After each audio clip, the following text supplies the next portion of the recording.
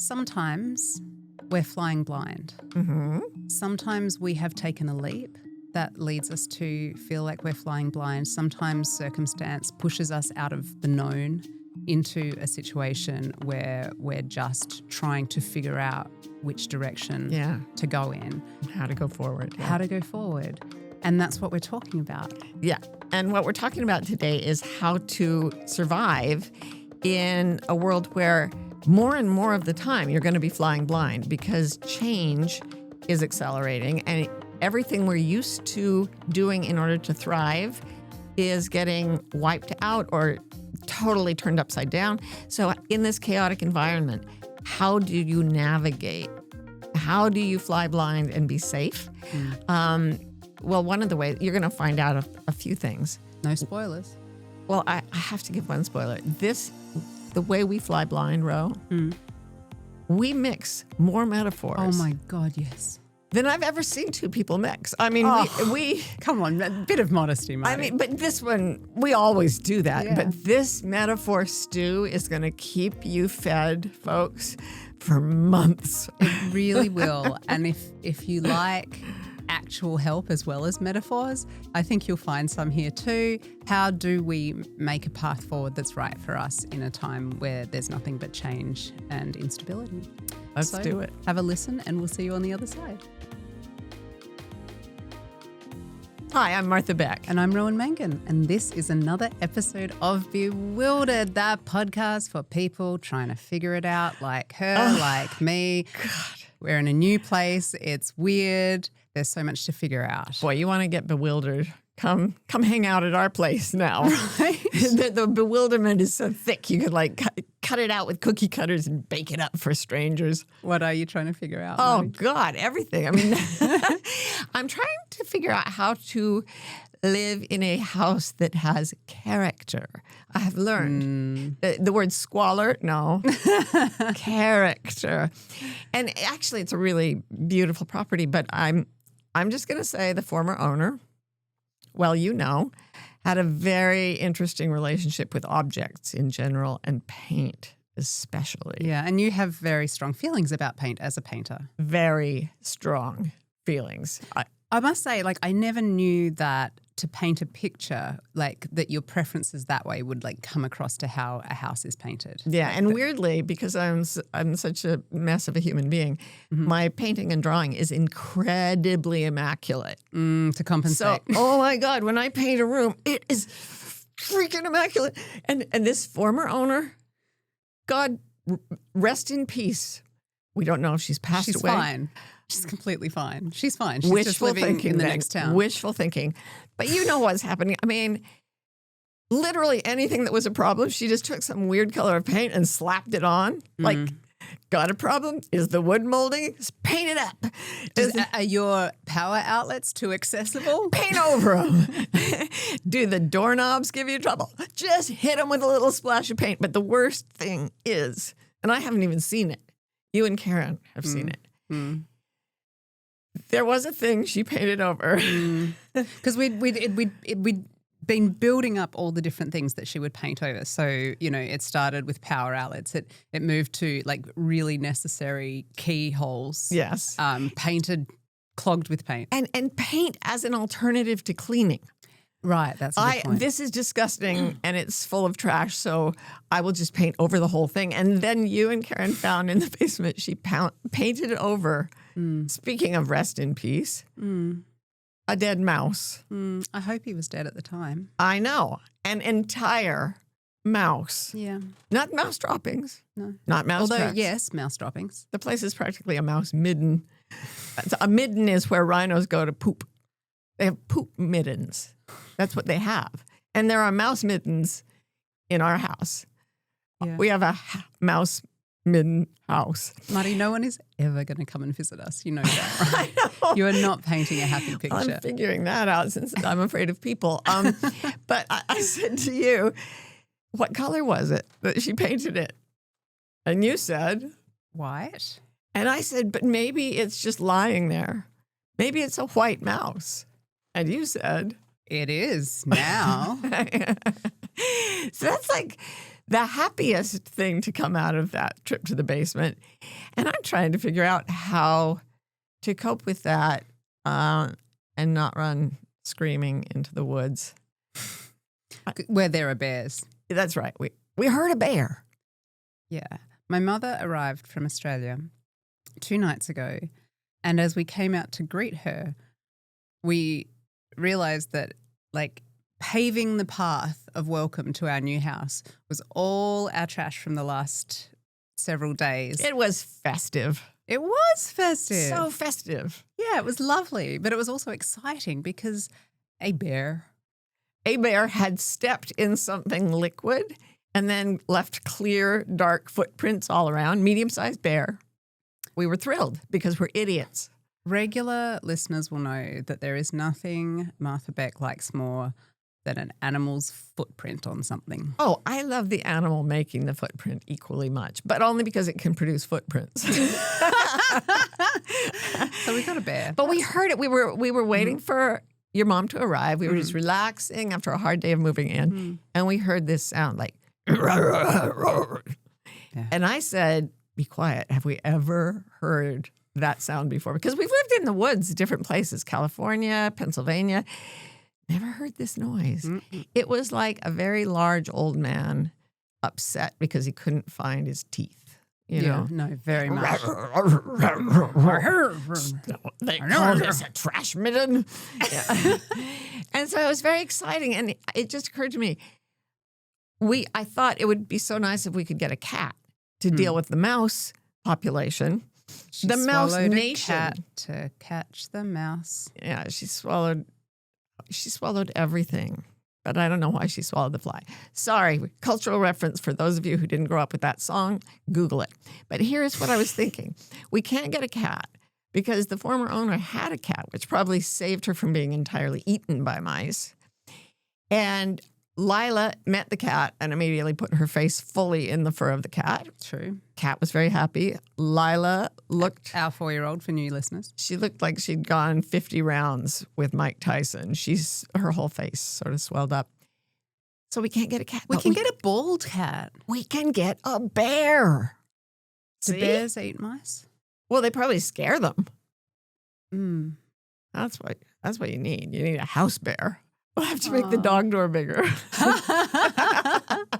have to make the doors bigger. Oh, that's hilarious. What are you trying to figure out? I am really happy to say that I actually have something that I'm working on trying to figure out that's not moving related. Yeah. Isn't that wild? How dare you? How very dare you know. distract from our project. I have many dimensions. You have many skills, like Xena, warrior princess. Thank you. You have many skills. Thank you. Well, this is just something I'm trying to figure out, so let's not overhype me. Hysterical. Okay. So there is a man that I know, and he is he's a personal trainer. He trains me personally. Ooh. And you know how everyone has their special interests, and I learned about his recently when he told me about it with a lot of enthusiasm, and I found it I went away and I had to try and figure it out. For a while. Is it illegal?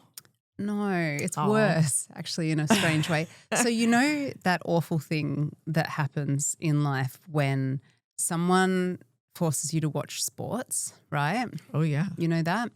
And then inevitably, because sports are bad, someone hurts their body in a really horrifying way that makes your stomach go, ah! This is so you. I actually like sports, and I'm quite interested when people get injured. Okay. Wow. I'm a real lesbian, okay? Listen. Yes. What? All right. We have a whole conversation we're going to have offline because that's not. Okay. Yeah. Okay. Conversation to be had. Okay. I know that our listeners are with me. Someone forces you to watch sports. Sports are bad. Someone makes their body go in a weird way. Well, what my personal trainer did tell me was that he loves that. What? He loves that. And he reckons that his Rain Man superpower is that he knows what's happened to their body by watching them. And he's like, yeah, I can tell any injury. I can tell any injury. You just show me an injury. And I'm like, yeah, but then they put it in like super slow-mo and you have to watch all the bits going the wrong way. And he's like, yes, I know. And that's how I know the exact tendon that has been ruptured. Okay, now you're out of my territory. Yeah, I like it when they get... J'accuse. Mea culpa, mea maxima culpa. Yeah, I think that's what you say. It's my fault. It's my fault. It's a Catholic thing, I think. Yeah, I don't like to. I like it when they wince. You sadist. I don't like it when they scream or I've seen bones where you're not supposed to see. You know the ones I like, the soccer ones, where they're fake. They fake it. They're like someone touches their thigh and they're like, oh, I like those ones. Thigh. Yeah, those are super fun. I would actually like to do that. See, now we're talking. Yeah, fake injuries, fine, no problem. Actual joints going in the direction they're not supposed to go, no. Yeah. No, I'm sorry. You can You're right. train me personally as much as you like. You are never going to make me watch the joints go backwards. Do you ever think super slow that he'll run out of sports injuries and become desperate to feed his addiction? And then he'll train you into a weird position and watch you injure a specific tendon just for the pleasure? Do you know what is so funny? So the reason that we got into having this conversation while he trained me personally was that I had to tell him that I'd like really badly injured my toe walking down the stairs. And I couldn't do some of the personal trainings because I couldn't walk down the stairs. And he's like, yeah, elite athletes, pro footballers, I can tell which tendon. And I'm like, I don't know how I got my toe because it fell on my butt. Did he know? Did he know the tendons at work? He seemed to. He was like, he's like, we're going to mostly work on the upper body today. So he must have known, right? Intellect and character. Did you show him your toe? No. I'm a compassionate soul. I don't think anyone should have to see that stuff. It was a grievous sight. I will. I'm not even going to test. There are even words I could use to describe what happened to my toe that would chill you to the bone. Drew, our new producer, chill him to the bone. Yeah. Well, you know what? You know what I think that we should do? Because it did a podcast. Your toe did turn all kinds of colors, but you know what I think we could do to help? Paint over it. Actually, that's a really good point at this moment. Nice callback. Nice callback. Figuring it out. What's our topic? Yeah, let's moving on. For God's sake, Ron, get to the point. Hi there. I'm Ro, and I'll be your podcaster for today. Do you know how to tip your podcaster? It's actually pretty easy. You can rate our pod with lots of stars. All your stars. You can review it with your best superlatives. You can even subscribe or follow Bewildered so you'll never miss an episode. Then, of course, if you're ready to go all in, our paid online community is called Wilder, a sanctuary for the bewildered. And I can honestly say it's one of the few true sanctuaries online. You can go to wildercommunity.com to check it out. Rate, review, subscribe, join, and you all have a great day now. Now, our listeners will never be able to figure out how we came up with this topic. But I'm going to give them a little thought exercise. All right. Now, you may notice if you've watched us before on the YouTube Vision thing that we have different surrounds. And what you may not know is that unlike our usual podcasting mode, what we do not have this time is help. Preparation. This always happens. I'm all ready to broadcast or to record. And I start screaming help and Ro has to run down the hall from her room. So this time we have no help. Well, we have actually a lot That's more the thing help. Is we have help. We don't have anything to read from. So today's podcast is called Flying Blind, ladies and gents. You'll never guess why. Hi, Marty. Hi, Rowie. Flying blind, eh? That happens in life, metaphorically. No idea what I'm doing. Yes, it has happened. Yeah, as a metaphor. But as a metaphor. So give us the image. All right. Picture this. I feel like I'm pitching in Hollywood. You are. Yeah. Picture this. You find yourself, we open on the cockpit of a plane. A 747. Yeah. A Why not? 747 plane because it's 1986. And you are the captain. But Not me, whoever's listening. Yeah. you're the Hollywood mogul that I'm pitching the film Yes. to. Oh, okay. Yeah, of yeah, course I yeah, am. yeah. You just have to say, keep pitching, keep Keep pitching. pitching. Yeah. I like it. Okay, so as you gaze out upon your many, many instruments that you are required to use to fly the plane to its destination, Yes. everyone's counting on you. Everyone. The stakes are high. Very. All the instruments are what? They're gone. They're in Cyrillic. They're not working. They're They don't making work. things. You try to turn left and it goes down, or like all of the instruments are malfunctioning or dead. Oh, the lady who sold us our house has painted over the Painted- windscreen That's of the exactly. plane. And the instrument panel And and a dead mouse right there. right there in the middle of the. So it's all painted over. Yeah, And you're up in the sky yeah. with this big hunk of metal, Uh-huh. and it's your job to fly it. And that big hunk of metal in the sky is your life. Metaphorically. Metaphorically. Yes. And the instrument panel Mhm. is everything you've been taught culturally, socially, since you were little about how to fly the plane, how to fly your life. Learn to use the toilet, learn to put your shoes on the right feet, learn to write your name, and then so on and so forth until you make babies, check your Yeah, you go through 401k. School, and then college, work, marriage, baby, death. Yeah, those are the instruments. Wait. Metaphorically. Wait, we skipped over people getting plastic surgery at certain points. Yes, well. Then death. All right. Yeah.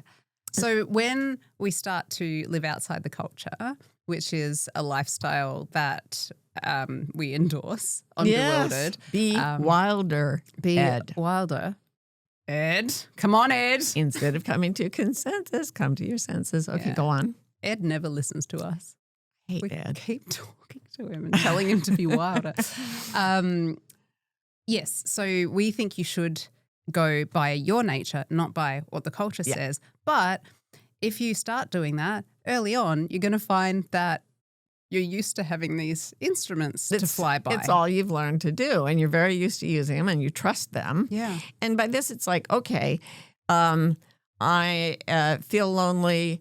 Okay, you get a certain type of partner, a certain age, a certain gender. I know. I see know. where you're going with this. Just getting a little self-referential. But okay, then you have a standard marriage, and that's how and it has to last to the end of your life, which is supposed to be quite long. And that's it. That's the answer. It's the only answer, right? If you don't know how to support yourself, you get a job, you get a W-2, you get the 401k, as you said. These are the instruments you've learned to trust. College degree. Yeah. Yeah. Pieces of paper that say things that That's you right. hang on your wall and then you feel safe. Yeah, and you buy a house that has no dead mice painted over you. Ideally, yeah. Yeah, I mean, but it's supposed to work a certain way, and your body is supposed to work a certain way. Your desires are supposed to work a certain way. Your business life is supposed to work a certain way. Your health, your government is going to take care of it all. Yes. The government has designed the panel and given it to you, and it's the one shouting directions at you. Only, honestly, in our world today, it's like they're shouting in some sort of weird echolalia. They're just shouting. They're shouting like an old man who is blaming you that he can't find his teeth. That's basically all you're getting these days. Yeah, totally. And so any one of these things can happen to upset you can choose to go, I'm going to live a bit outside the culture. I'm going to marry a woman. Maybe I'm going to marry two. Who knows? Let's just see. I'm going to move into a house that's full of mice.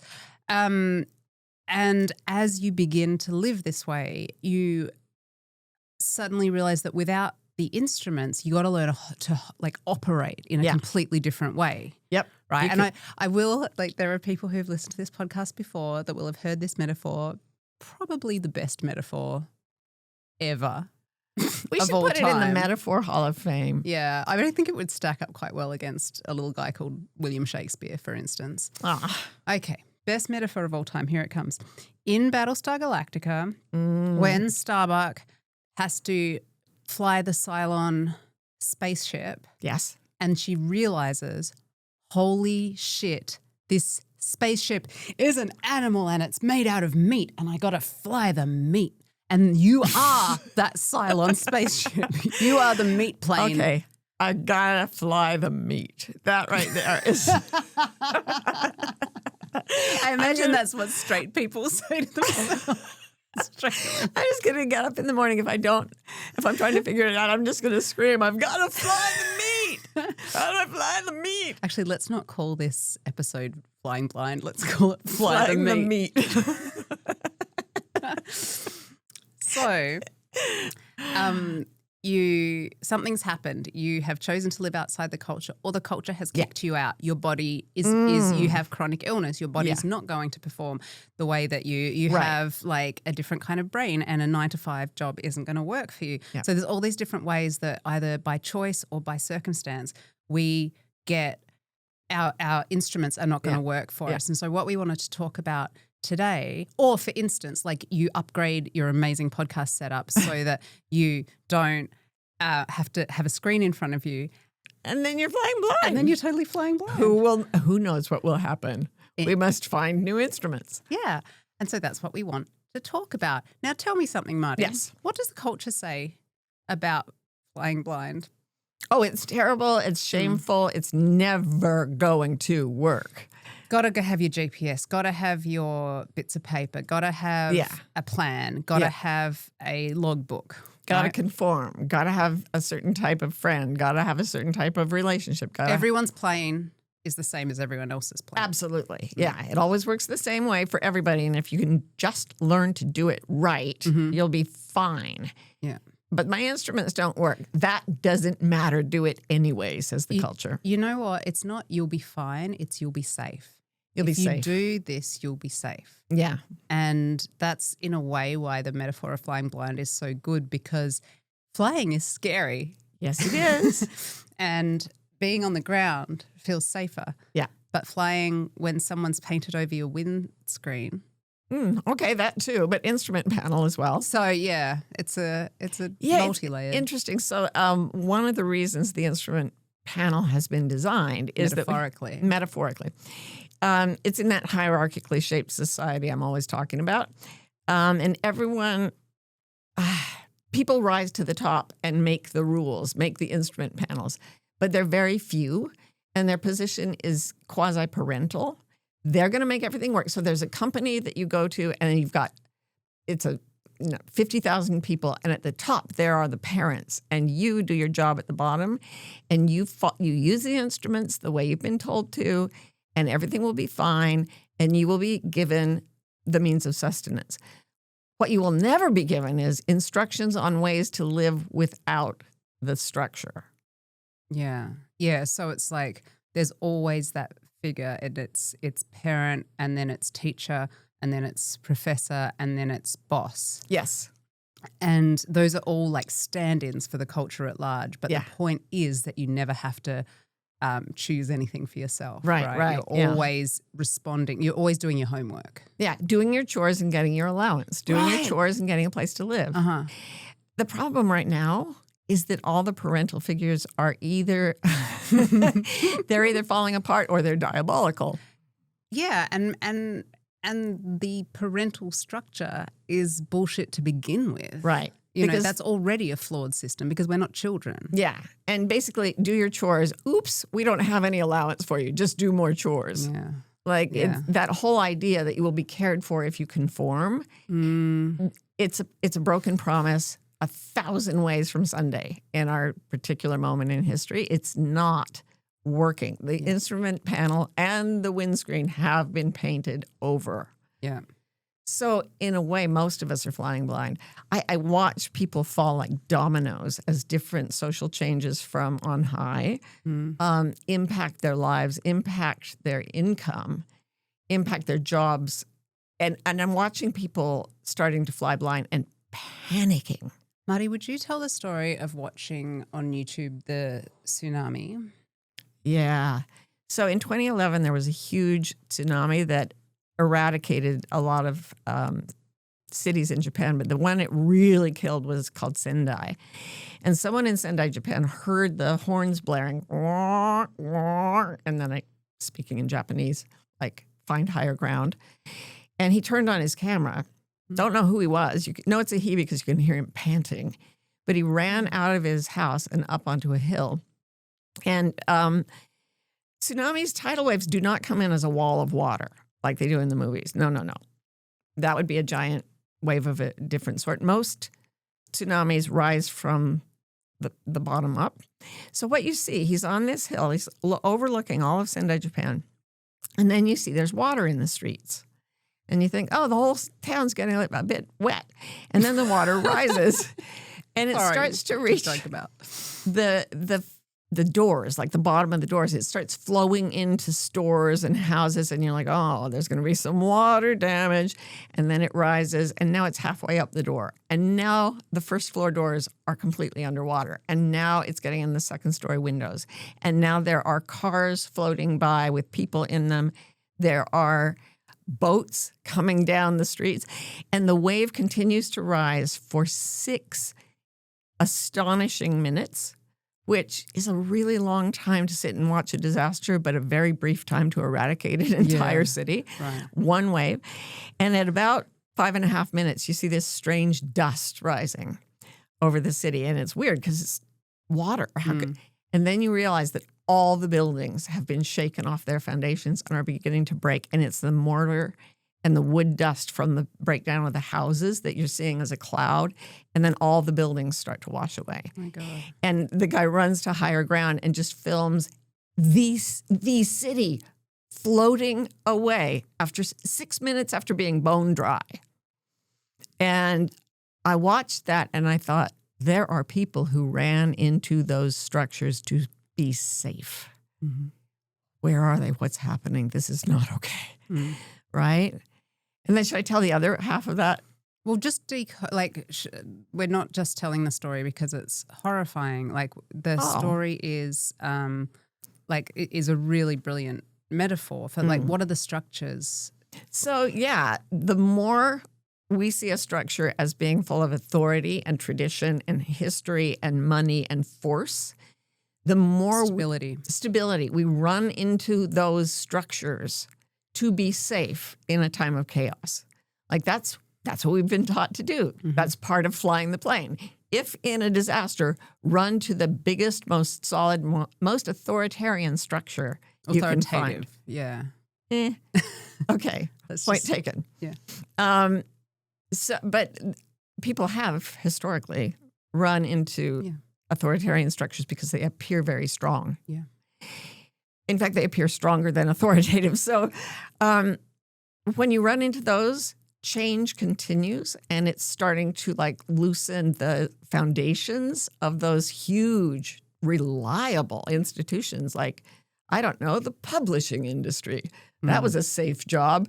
Not anymore. So government work. Yes. If that's where you are trying to be safe, you don't have a way to be safe. You're not going to be okay. It's all going to be washed away so quickly. It's crazy. So we can no longer, in this environment we're living in that is governed by change happening rapidly in all directions. Yeah. It's not just coming from one place, between the climate, everything. issues. Yeah, I mean, there's so much. We want to run into the buildings. The buildings aren't safe. So tell us what happened to you when you watched the video. What happened next? I love the phrase you just used. It is, we're living in a time that is governed by change. That's the actual force that's making everything happen, right? Change. Yeah. Entropy. Yeah. All that stuff. Okay, so I watched this video of Sendai being washed away like 50 times one night. Couldn't sleep, just kept watching it. I kept waiting for it to end differently, right? I'm waiting for the hero to show up and save the day. Nope, because that was my way of thinking. That was your instrument A panel. hero's going to show up and save the day. Yeah. And not me, because I'm just a kid. Somebody, a big person needs to do it. Yeah, I'm not big enough. Me, a former baby. So you know how YouTube is arranged so that it gives you options of other videos that are similar? I must have accidentally clicked on a different video because I was going to watch Sendai again. And instead what I got was a video of a surfer in a competition, a big wave surfing competition. And I think the waves were like 40 feet high typically at this place, which is 4 stories, which is like, imagine. It's like those surfing competitions where you're way out at sea. It's not like at the beach. They're all like they come on jet skis and stuff. So just to give it context, because otherwise a 40-foot wave is not 40-foot wave is huge. If you want to read all about it, read Susan Casey's book, The Wave. Brilliant. Amazing book. Brilliant. So sometimes, as you will read in Susan Casey's brilliant book, The Wave, the forces combine to create what's called a rogue wave. And 2 waves connect together and they combine their forces and the wave becomes immense. And what you see is a guy being jet skied out. He lets go of the rope from the jet ski. And here's this dude in a pair of shorts with a board and the ocean, like the old man in the sea or whatever. And you see it rising, the wave rising. And it's filmed from a helicopter, which has to keep pulling back further and further and further because the rogue wave goes up and up and up and up and up till it's, I think, 74 feet high. Think of a 7-story building. And this wave does not come from underneath. It is high. And he is tiny. He's like a gnat on the top of this wave. He's naked. He has like nothing. And then as it starts to crest, he cuts down the surface almost vertically for a very long time. And then the wave comes over him. And the amount of white water, I swear it splashes onto the helicopter, which is way up in the sky. It's huge. It is like the wrath of God. And you hear this sound like he is dead. He is absolutely dead. And you watch it all in horror. And the white water keeps foaming. And then suddenly out of the foam comes Mike Parsons standing on a board, whooping, having just had the ride of his life. And I watched that over and over. And then I thought, the safest thing to do when you are in a world governed by change is to strip down to the very bare minimum that can keep you modest. Like, the most important thing when everything is falling apart is modesty. That's right. Can you spot the former Mormon? Okay, so go out naked. I don't care. Go out naked with a board, and deal with the change in a way. Dance with the change, ride the change, find joy and a thrill in the absolute terror of this massive change. Yeah, and that way you will be safer than if you are busy running into like the nearest government office to stay safe from a tsunami. Yeah, yeah. So I'm curious to hear about, now that we've got these 2 images, I love that like in this podcast we just give them metaphor stew. One of my kids once told me, Mom, it must be great to make a living mixing metaphors. And it is. I just want to like ask you, what are times when you have, like been, I'm trying to fit it to the tsunami rogue wave metaphor. When you tried to run into a building, but the building panel on the wave, and there you have a board in the cockpit. Yeah, what happened when you were on the surfboard and the panel of instruments? Just go with us, guys. Just ride the change. Ride this weird thing. No, I mean, I say this over and over again because it was such an overwhelming thing for me. But when I left my religion and culture of origin, you got to remember Mormonism, which is what raised me, is a life world religion, which means you're supposed to literally give your thoughts to the church.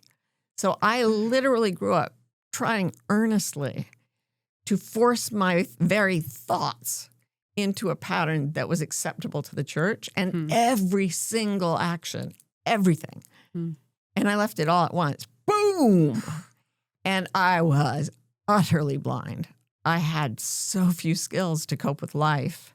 And nothing worked outside of Mormonism the way it did inside. So I was all like, I don't even know. Just the other day, we had guests over to dinner, and I poured some wine for them. And they looked at it and went, that's a lot of wine. And I'm like, how much do people give each other? I don't know. I'm flying blind on a wave in a cockpit with a dead mouse. It's horrible. How should I know what wine to give? What wine to serve on the surfboard of change? Yeah, it's not on the panel. I'm really tempted to bring the Titanic into this, but we shouldn't. No. Okay. Tell me a time it happened to you.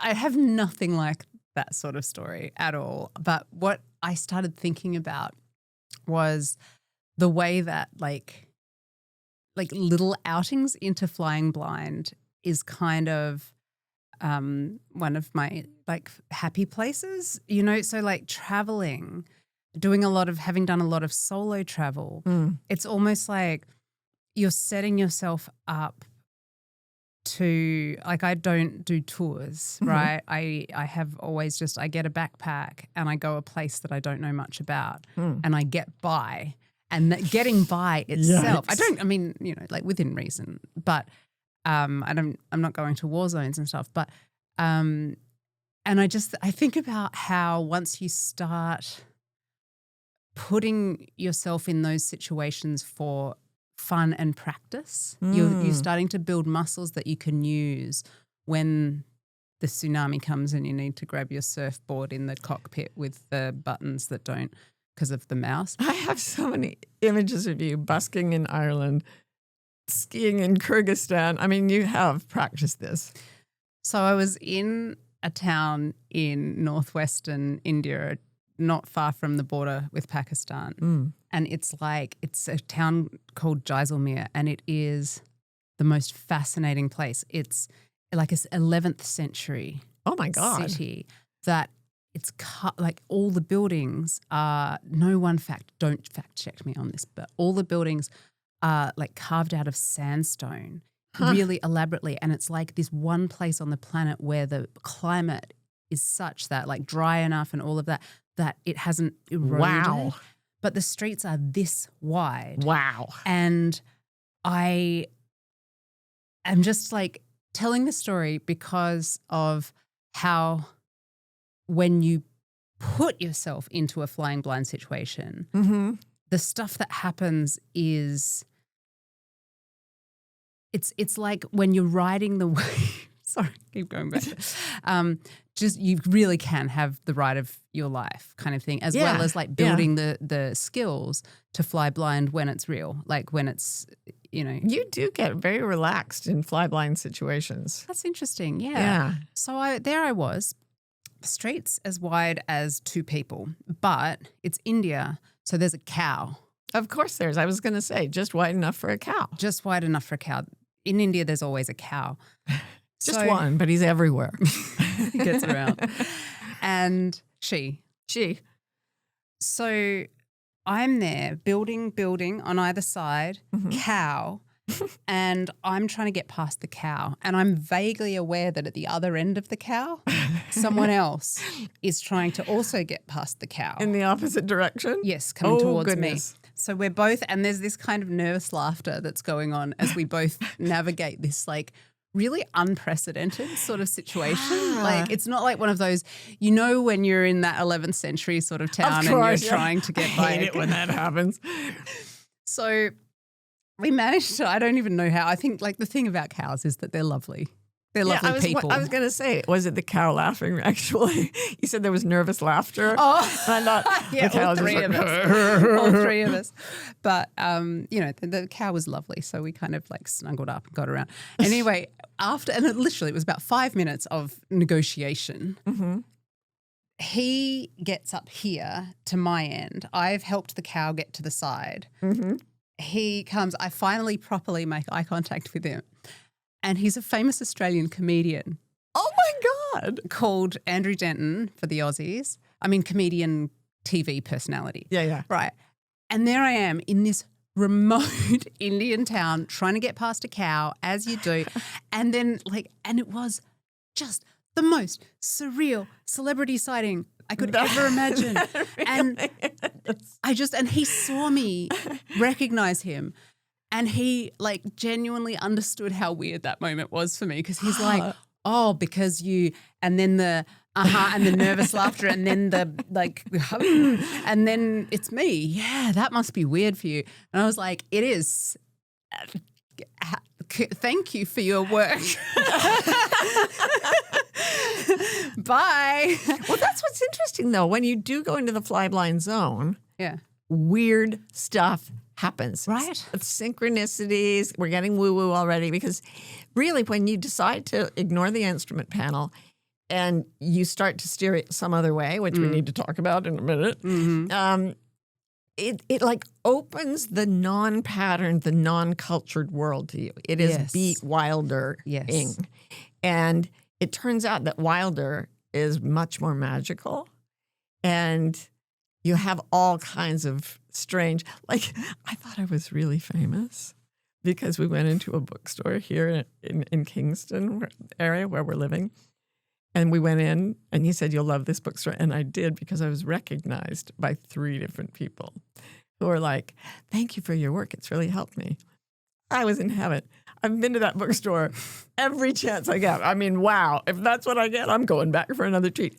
No one knows who I am. We went there this morning and I saw a dog wag its tail as you walked by. He's read my work. It really helped him. If only it had been a cow. I know. All right. Anyway, I So just think this is cool. Yeah, there's something about the flying blind thing where it's scary, but you learn to surf it. And I think the reality of living on Earth at this moment in time is that we're just going to need to keep building that muscle. The unprecedented shit is just continuing to happen. Yep. It sure is. And so let's get better at this. And so I think we should talk about, how do we come to our senses when it's nothing but waves? We will tell you about it in just a minute.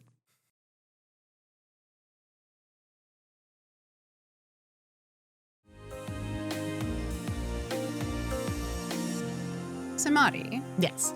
When we're on our wave / cockpit / When running we're into surfing in a 747 made of meat. Okay. in 1986. Yes. Yeah. We need to learn how to do that without the instruments of the culture. Right. Right. And, very much, I would say, what everyone's thinking, like Starbuck trying to ride the Cylon meat spaceship, right? Very much Keep like track of that. these metaphors, people. And so I would like to ask you, what is the instruments of our true nature? Yeah. If we're coming out of the culture of consensus and into our actual coming to our senses. Yeah, this is what made my career, because when I left Mormonism, I had to start from the bare boards. I had to start from the ground. There were no boards.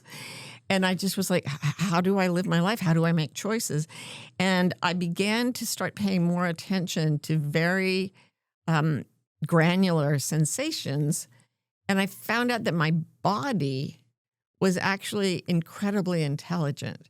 I'd been in chronic pain for 12 years, and autoimmune diseases, a bunch of them, all incurable.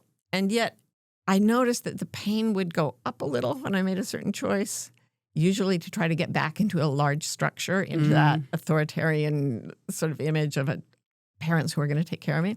I would do that. I would get pain, like real systemic pain, organs starting to break down. And then I'd make a different decision.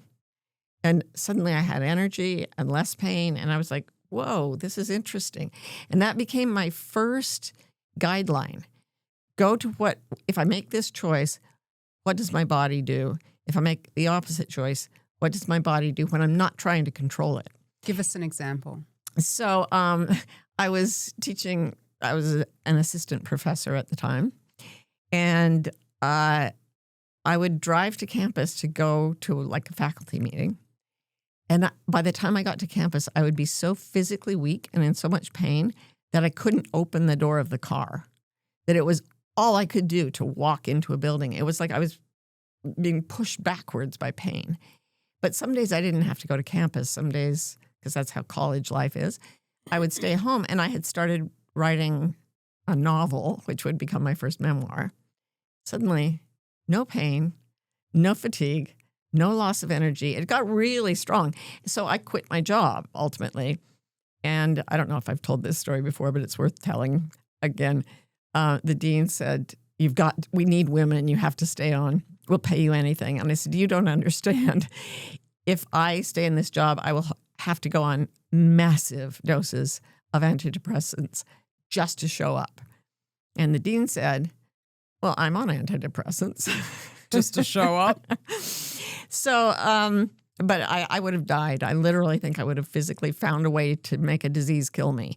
So it's kind of interesting because it's almost like your body gave you very strong feedback that helped you kind of start learning to work with it. Yeah, the meat machine was very obvious for me. Yeah, and I think for most of us it's much more subtle. Yes. And like when you do the Wayfinder Life Coach training that you run, this body compass idea is something that you teach early on, and it's such a fascinating kind of you learn because all our bodies are different. All our meat spaceships are different.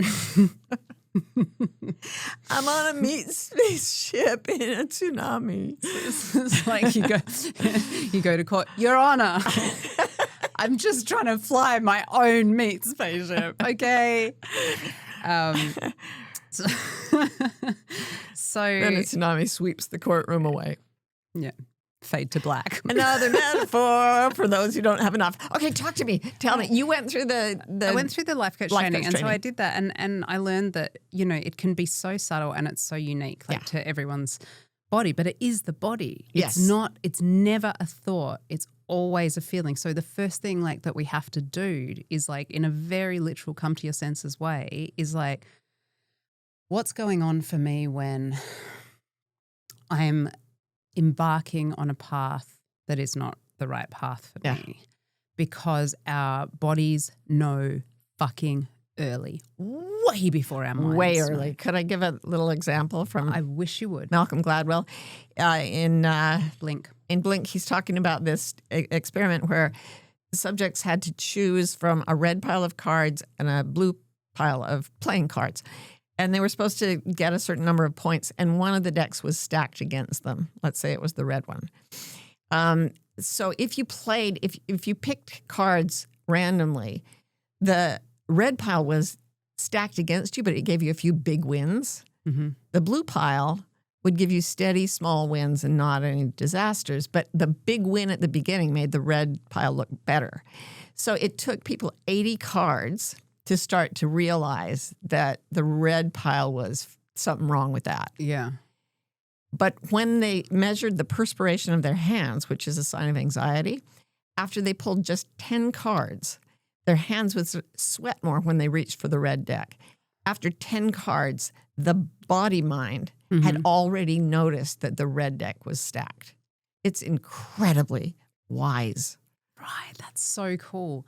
But I wonder if those signals are going to be fairly uniform, like the sweating of the hands and that sort of thing. But I feel like there's also all these things you have to figure out for yourself in terms of what it feels like from the inside. Yes. Like that sort of interoceptive. Neuroception. Yeah. How you feel the inside of your body. Interoception, neuroception. Yeah. And so the cool thing that we do in the coach training is that you have us go through this exercise where it's you have to imagine yourself in the worst situation and really go into it physically and start actually logging the physical sensations that go along with that. A bad choice. Imagine it as a spectrum. So she has there's -10, there's 0, which is your You don't feel much of anything. Yeah, sort of neutral. And then there's +10, the best thing ever. And you start to be able to feel the more subtle ones because they're more like, they're heading in the direction of that very noticeable -10. Could I make a generalization for people who aren't in the coach training? Because it's quite detailed. You don't want me to try and paraphrase your work in front of you to you any longer. I just feel like I need to run into the structure of authority systems. That is Martha Beck. That is me. I've worked with thousands of people, and this thing is incredibly reliable. But there's one generalization that I can make, and that is when you're making a decision that is wrong for you, off course for you specifically, even though we don't know what your future is meant to hold, there will be tension in the body. When you make a move towards something that is right for you, even if you're afraid of it, there will be loosening in the body, relaxation, opening. Yeah. So a sense of closing and tension, a sense of freedom and openness. So it boils down to which choice sets you free. Yeah. As registered by your body's relaxation. We had to give a unique name for our worst thing and our best thing. I can't remember my worst thing, although I think yours is like the ton of bricks. Ton of gravel. So you can feel totally. that. But I always remember when I did this exercise that for me, the feeling of the absolute spot on, you were right on target, this is the right thing, I called it Tingly Cathedral. Ooh. And so there was like that there was a frisson, but there was also, to your point, that sense of huge expansive space. Wow. And it's always that opening. But it's coming from the inside. It's so weird how the vastness opens up as you stop trusting the instrument panel the culture gives you, and you start turning in toward biological and then emotional. Well, that's biological too. And even like intuitive compasses. What happens is that you discover this vast fund of wisdom, energy, motivation. Like everything starts to fly the way it was meant to fly. Yeah. And for a while, it's like, damn, I wish the instrument panel was still working. And then after a while, you're like, no, this'll do. This'll do. And then you're like, oh, this is going to take me to a new place. Right. And so you're just making those subtle adjustments, of course, all the time where you're like, oh, no, that's starting to feel closer to the no, let's turn this way. Oh, that's starting to feel better. We went for coffee before we came here. That was a great choice, by the way. For you. But I was standing in line with you and I thought, coffee, tension, immediately. Okay, no coffee, relaxation, immediately. Tiny choices like that. If you can do it with a cup of coffee and then you start doing it with like how you spend the hours of your day, and then you start using that to decide who you're going to hang out with and what work you're going to do and how to keep your body healthy, you learn to fly the way Mike Parsons was surfing, right? Just minuscule decision by minuscule decision. Yeah, like you're balancing and adjusting continuously, but you trust your instrument, which is now your body, and your intuition and your emotions and everything connected to it, your spirituality, all of that. And instead of constant horror in a world governed by change, you're like, okay, bring it. Let's do this. This could be fun. This could be fun. And that exact feeling is how we stay wild. We hope you're enjoying Bewildered. If you're in the USA and want to be notified when a new episode comes out, text the word WILD to 570-873-0144. We're also on Instagram. Our handle is Bewildered Podcast. You can follow us to get updates, hear funny snippets and outtakes, and chat with other fans of the show. Bewildered is produced by Scott Forster with support from the brilliant team at MBI. And remember, if you're having fun, please rate and review, and stay wild.